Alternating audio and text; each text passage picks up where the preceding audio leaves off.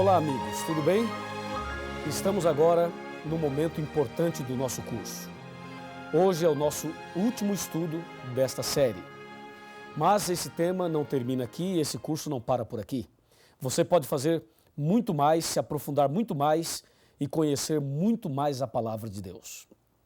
O tema de hoje é o fim do grande conflito. E dentro desse tema estudaremos a volta de Jesus. Apocalipse capítulo 21, versículos 1, 2, 3 e 4 diz: Vi novo céu e nova terra, pois o primeiro céu e a primeira terra passaram, e o mar já não existe. Vi também a cidade santa, a nova Jerusalém, que descia do céu da parte de Deus, ataviada como noiva adornada para o seu esposo. Então ouvi grande voz vinda do trono dizendo: Eis o tabernáculo de Deus com os homens. Deus habitará com eles. Eles serão povos de Deus, e Deus mesmo estará com eles. E lhes enxugará dos olhos toda lágrima, e a morte já não existirá.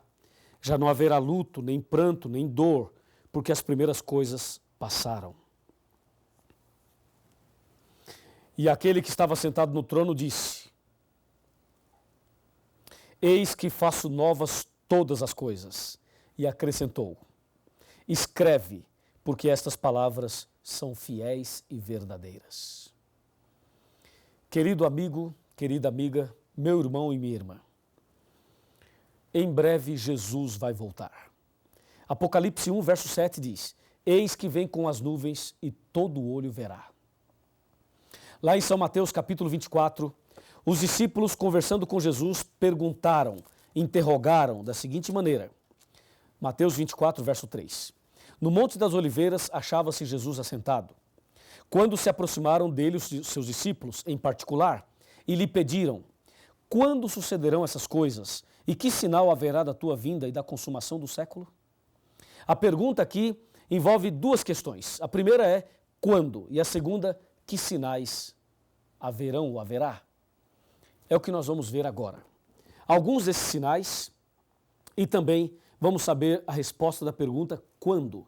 Essa pergunta quando envolve tempo e os sinais envolvem os acontecimentos. Então, por favor, me acompanhe nesse raciocínio. A palavra de Deus apresenta então a pergunta, o questionamento dos discípulos. Quando sucederão essas coisas? A primeira pergunta é quando, e a resposta está no verso 36 de Mateus 24. Jesus respondeu claramente: Mas a respeito daquele dia e daquela hora, ninguém sabe, nem os anjos do céu, nem o Filho, mas somente o Pai.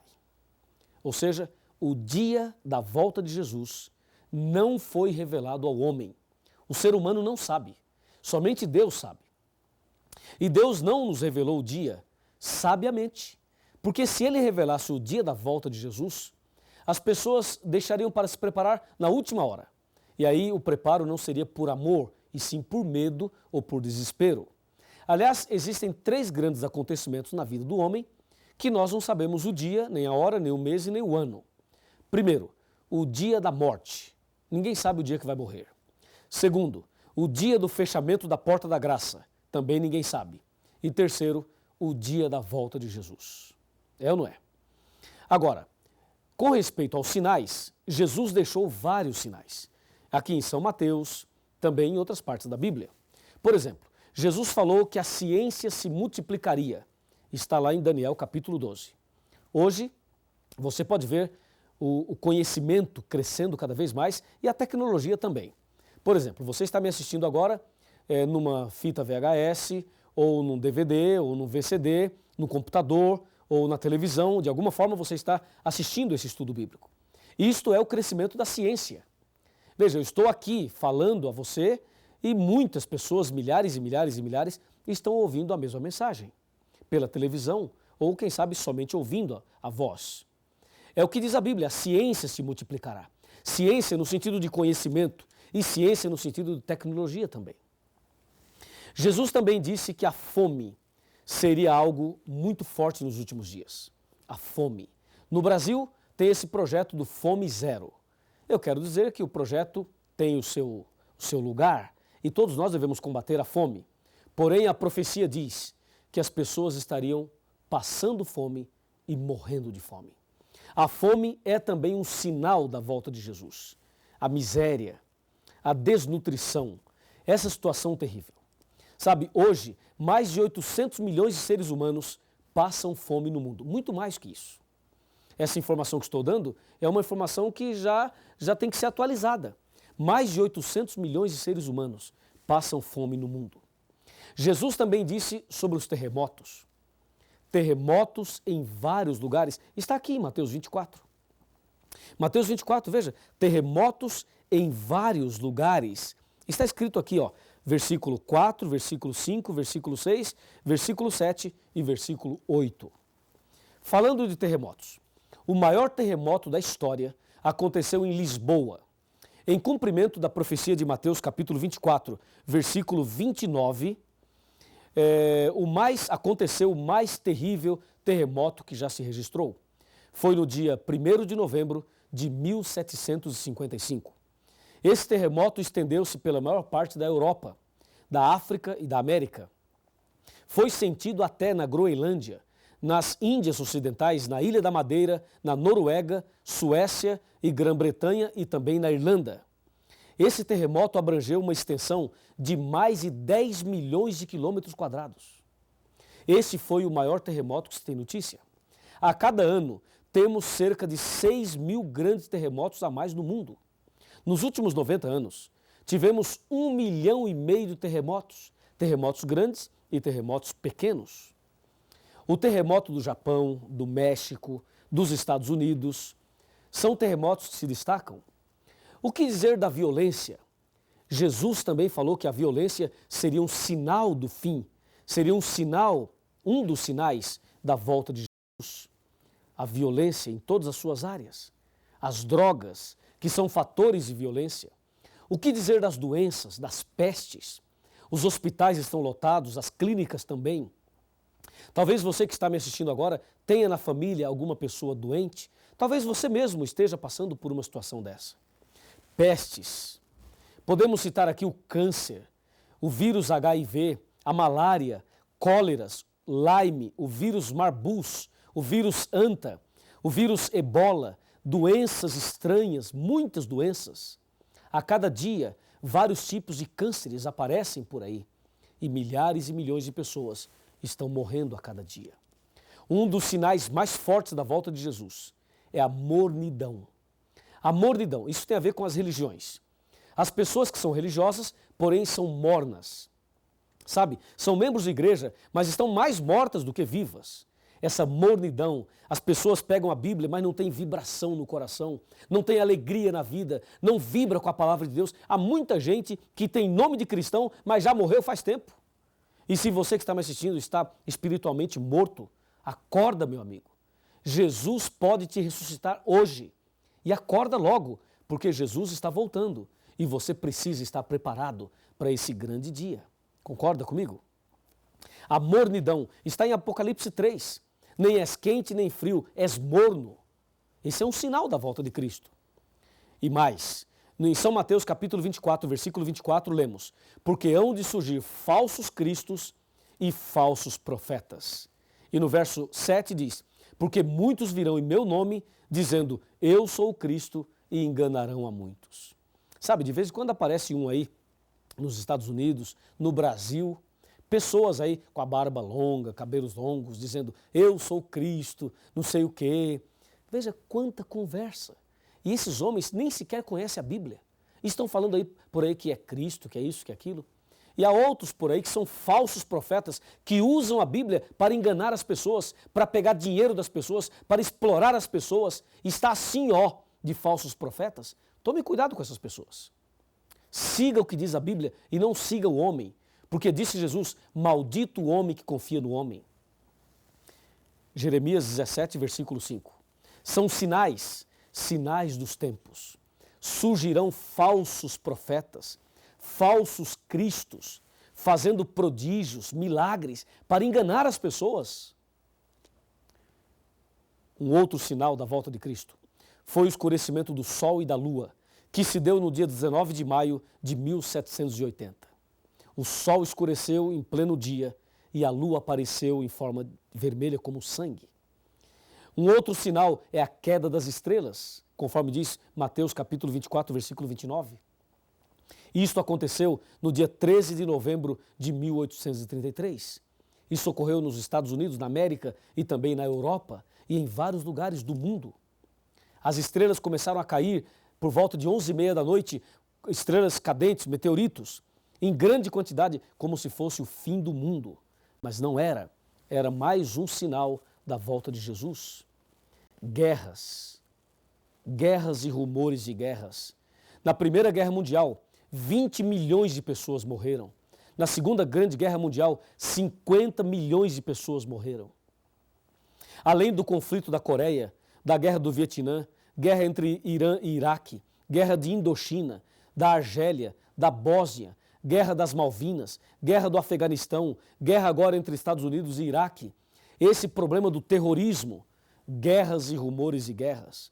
O século XX foi o mais sangrento de todos. E o século XXI, nós já começamos presenciando uma guerra transmitida ao vivo pela televisão em rede mundial. Não é o fim do mundo? Com certeza é.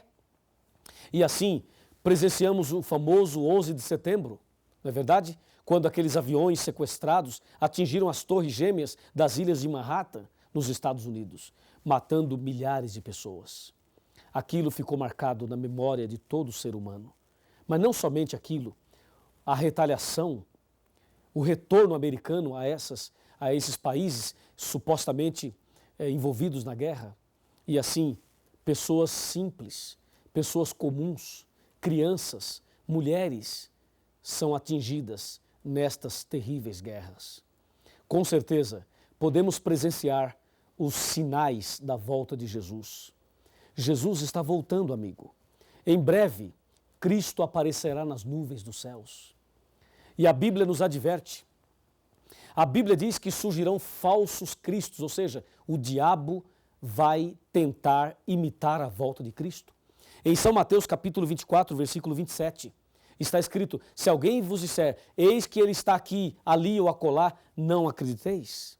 O diabo vai tentar imitar a volta de Cristo, mas Cristo virá nas nuvens dos céus e todo olho verá. Ele virá de uma forma visível. O diabo, quando aparecer por aí imitando a volta de Cristo, ele vai andar na terra, vai fazer alguns milagres por aí e não será visto por todos ao mesmo tempo, a não ser pela televisão. Mas isto está errado. Jesus aparecerá nas nuvens dos céus, todo olho verá e Jesus não vai pisar na terra. Vejamos alguns detalhes importantes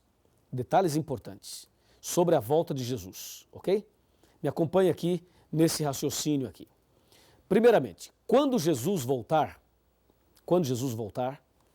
ele virá em corpo visível.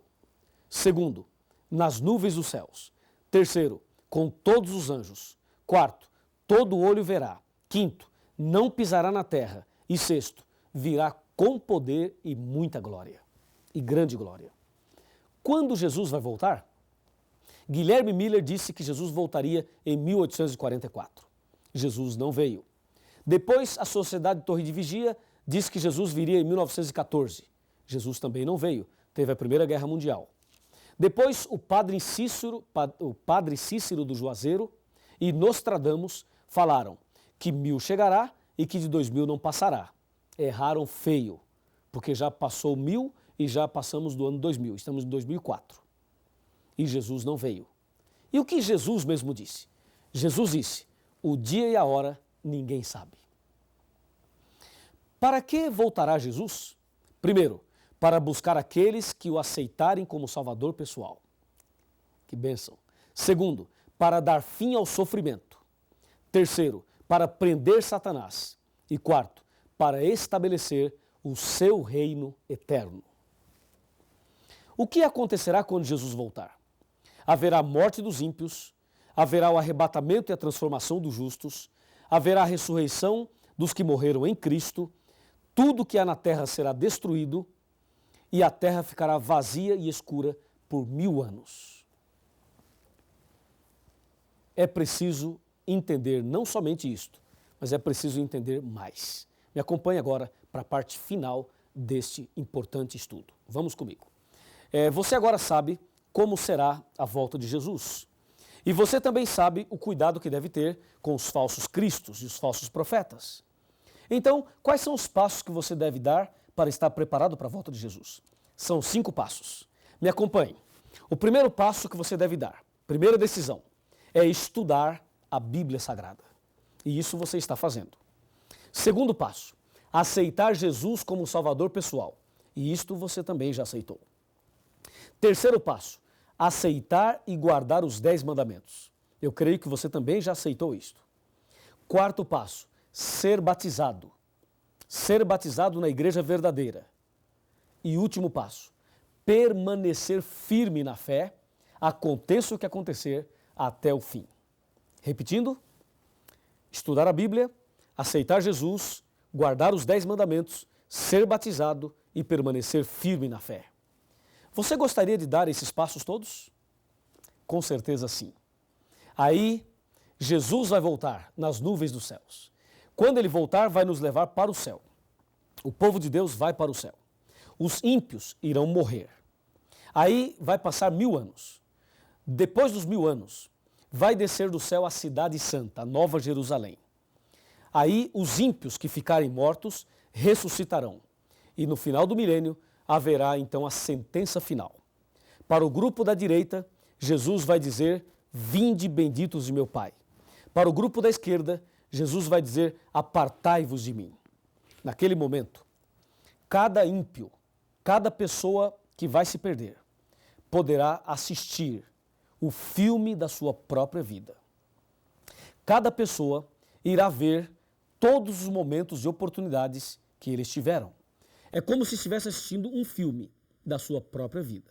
E todos verão as chances que tiveram. E aí todos os ímpios que irão se perder reconhecerão que Deus é justo, que Deus é perfeito e que Deus é amor. Depois que todos olharem e assistirem as cenas da vida, não haverá dúvida nenhuma. Não haverá. E naquele instante, as pessoas poderão ver, inclusive, este momento. Porque este momento está sendo filmado e registrado por Deus. Se você se perder, verá esta cena naquele dia. Se você perder sua salvação, não vai dizer que não sabia e que não teve chance, porque você sabe e está tendo a chance agora. Entendeu? Aí depois que todos assistirem o filme da própria vida, inclusive Satanás vai ver o filme da vida dele, e com certeza o filme da vida dele é um filme de terror. Então naquele instante, todo joelho se dobrará diante de Jesus. E vai se cumprir Filipenses 2, capítulo 2, em que diz: todo joelho se dobrará diante de Cristo, porque ele recebeu um nome que está acima de todos os nomes. Imagina, todo mundo se curvando diante dele. O próprio Satanás irá se ajoelhar e reconhecer que Deus é amor. Na verdade, no processo do juízo e no processo do conflito, o que estava em jogo era também o caráter de Deus. Deus se deixou julgar. Deus também fez o nosso julgamento, mas ele se deixou julgar. E no final do conflito, ficará claro que Deus é amor. E todo joelho então se dobrará. Logo após isso, vai acontecer uma coisa emocionante, terrível e emocionante. Deus, ou Jesus, vai dar adeus a todos os ímpios. E naquele instante, eles serão destruídos. Mas o diabo vai arregimentar a multidão para tentar tomar a cidade santa. E aí vai descer fogo do céu, misturado com enxofre, e todos eles serão queimados. Queimados e reduzidos a pó. E esse mesmo fogo que vai queimar os ímpios irá purificar a terra, e nós teremos um novo céu e uma nova terra. Quando os ímpios forem queimados, provavelmente terá alguém que nós conhecemos, alguém que nós amamos, pode ser um pai, uma mãe, um marido, a esposa, um filho, uma filha, uma pessoa querida por você. Pode ser que uma dessas pessoas esteja do lado de fora. e pode ser que você esteja do lado de dentro. E esta pessoa pode estar sendo queimada lá. Eu pergunto, será que você vai ficar feliz dentro da cidade santa, vendo o seu parente sendo queimado? Com certeza não. Com certeza nós vamos chorar. Eu vou chorar. Você vai chorar. E eu acredito mais. Acredito que Jesus também vai chorar. Porque diz a Bíblia que Deus não tem prazer na morte do ímpio. Não tem. E naquele momento vai se cumprir Apocalipse 21, versículo 4, que diz: e Deus enxugará dos seus olhos toda lágrima, a última lágrima, e a morte já não existirá. Já não haverá mais pranto, nem clamor e nem dor. O conflito chegou ao seu final. O diabo foi queimado, os ímpios foram queimados, e Deus nos dará um novo céu e uma nova terra. Gostaria de apresentar a você a última citação desse estudo. Me acompanhe. Essa última citação é incrível. Eu gostaria que você acompanhasse atentamente. Está bem aqui. Você poderá assistir atentamente esta citação. Você poderá ler comigo. O grande conflito terminou. Pecado e pecadores não mais existem. O universo inteiro está purificado.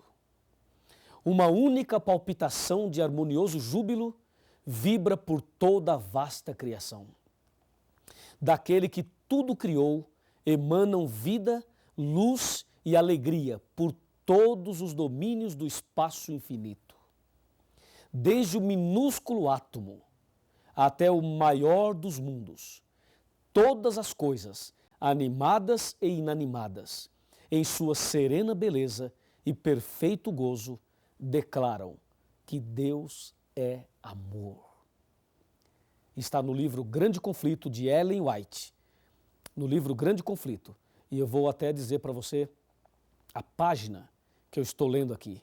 Página 678. Eu estou arrepiado só de ler que o grande conflito terminou. Para que naquele dia você não tenha que se curvar diante de Deus, diante de uma pressão, porque você não tem outra saída. Para que você não seja ímpio naquele dia e tenha que se curvar diante de Deus forçosamente pelo reconhecimento de que Deus é amor. Que tal nos ajoelharmos agora por livre, espontânea vontade, por amor, e reconhecer que Deus é tudo isso? Vamos ajoelhar e vamos orar. Ajoelhe comigo. Vamos falar com Deus. Querido Pai Celestial, obrigado pelo estudo da Tua Palavra. O grande conflito terminou e nós receberemos do Senhor a vida eterna. Obrigado por esta promessa. Obrigado por esta certeza. Eu entrego essa pessoa nas Tuas mãos e peço ao Senhor que cuide dessa pessoa, da sua família, dos seus queridos, para que naquele dia ninguém que está aqui hoje se perca, mas que todos alcancem a vida eterna. Nas Tuas mãos eu entrego a minha vida, entrego também a vida dessa pessoa que está orando comigo. Louvado seja o Teu nome. Em nome do Senhor Jesus.